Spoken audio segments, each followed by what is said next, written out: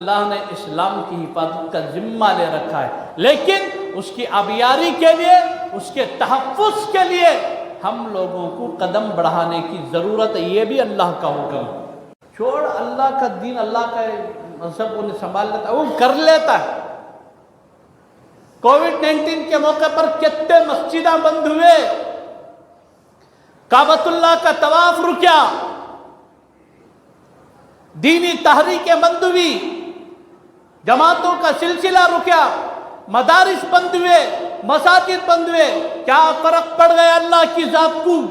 کیا اللہ کی شان میں کمی آ گئی؟ اللہ دکھانا چاہتے ہیں تمہاری عبادتوں کی کوئی ضرورت نہیں ہے مجھے، تمہاری عبادتوں سے نہ میری شان الوہیت میں بلندی ہو رہی ہے، نہ تمہارے عبادتوں کے نہ کرنے سے میری شان میں کمی ہونی ہے، تمہاری عبادتوں کی کوئی ضرورت نہیں ہے۔ ایک مسئلہ کھڑتا ہے، اللہ کی کتنی حکمتیں مصلحتیں ہوتی اس کے اندر، ذرا سمجھنے کی ضرورت ہے۔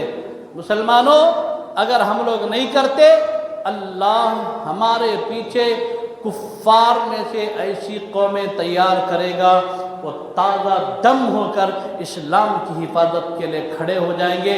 جب وہ کھڑے ہو جائیں گے تو پھر ہمارے لیے ذلت اور رسوائی کے سوا کچھ بھی نہیں۔